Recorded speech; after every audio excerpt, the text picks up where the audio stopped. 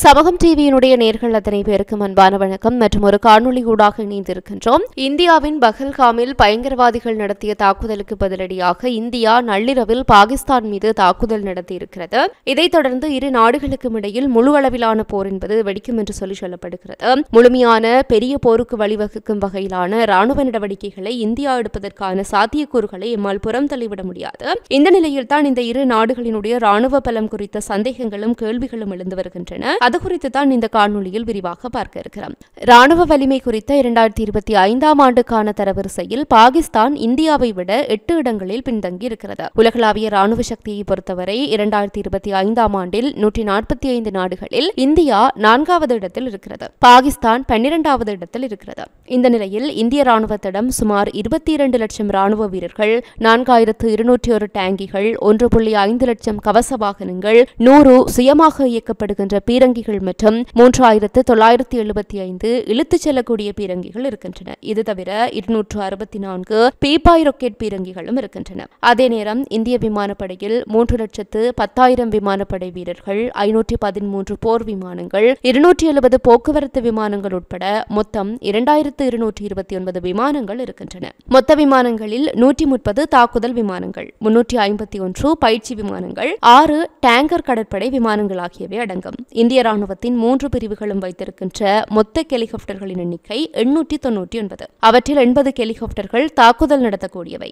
இவற்றை விட இந்திய கடற்படையில் 1.42 லட்சம் கடற்படை வீரர்கள் இருக்கிறார்கள். மேலும் 2 விமானம் தாங்கி கப்பல்கள், 13 டெஸ்ட்ராயர் எனப்படுகின்ற அழிக்கும் கப்பல்கள், 14 போர்க்கப்பல்கள், 18 நீர்மூழ்கி கப்பல்கள் மற்றும் 18 சிறிய போர்க்கப்பல்கள் உட்பட மொத்தம் 293 கப்பல்கள் இருக்கின்றன. தளவாட வசதிகளை பொறுத்தவரை இந்திய ராணுவத்திடம் 311 விமான நிலையங்கள், 56 துறைமுகங்கள், 6.3 மில்லியன் கிலோமீட்டர் நீளத்திற்கு சாலைகள் மற்றும் 65,000 கிலோமீட்டர் ரயில் பாதைகள் இருக்கின்றன. இது இந்தியாவினுடைய ராணுவ வல்லமையாக இருக்கிறது.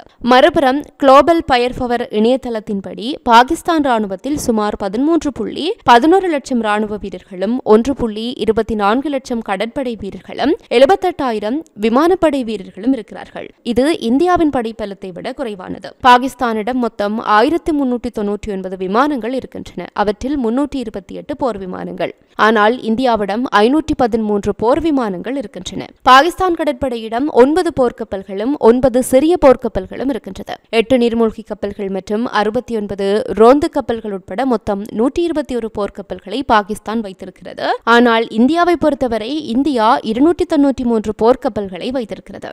தளவாடங்களை பொறுத்தவரை பாகிஸ்தானிடம் 3 துறைமுகங்கள், 116 விமான நிலையங்கள் மற்றும் 60 வணிக கப்பல் படை மட்டுமே இருக்கின்றன. இது தவிர 2,64,000 கிலோமீட்டர் சாலைகளும் 11,900 கிலோமீட்டர் ரயில் பாதைகளும் பாகிஸ்தானிடம் இருக்கின்றன. இவற்றுக்கிடையில் 2024 ஆண்டுக்கான அறிக்கையின்படி இந்தியாவில் 172 அணு ஆயுதங்களும் பாகிஸ்தானிடம் 170 அணு ஆயுதங்களும் இருப்பதாக கூறப்படுகிறது. இது கிட்டத்தட்ட ஒரே எண்ணிக்கை என்று கூறலாம். இருப்பினும் இரு நாடுகளும் எத்தனை அணு ஆயுதங்களை நிலைநிறுத்தி இருக்கின்றன என்பது குறித்த தெளிவான தகவல்கள் இதுவரை வெளியாகவில்லை. இந்தியாவை எதிர்கொள்ள பாகிஸ்தான் அணு ஆயுதங்களை உருவாக்கி வருகிறது. அதே நேரத்தில் இந்தியா நீண்ட தூர ஆயுதங்களை நிலைநிறுத்துவதில் கவனம் செலுத்தி வருகிறது. பாகிஸ்தானிடம் இந்தியாவை விட குறைவான ட்ரோன்கள் இருந்தாலும் அந்த நாடு வைத்திருக்கின்ற ட்ரோன்கள் வெவ்வேறு திறன்களை கொண்டவை. மேலும் அவை 10 முதல் 11 விதமான தயாரிப்புகளை சேர்ந்தவை. இதற்கிடையே கடந்த ஆண்டு அக்டோபர் மாதத்தில் $3.5 பில்லியன் மதிப்புள்ள 31 பிரிடேட்டர் ட்ரோன்களை வாங்க அமெரிக்காவுடன் இந்தியா ஒரு ஒப்பந்தத்தில் கையெழுத்திட்டது. மேலும் இலக்குகளை அளிக்கக்கூடிய $500 மில்லியன் மதிப்புள்ள ட்ரோன்களும் லேசர் மூலம் கடத்தப்படுகின்ற ஏவுகணைகளையும் இந்தியா வாங்கியிருக்கிறது. அதே நேரம் துருக்கி மற்றும் சீனாவில் இருந்து பாகிஸ்தான் ட்ரோன்களை இறக்குமதி செய்கிறது. அத்தோடு அந்த நாடு ஜெர்மனி மற்றும் இத்தாலியில் இருந்தும் ட்ரோன்களை வாங்கியிருக்கிறது.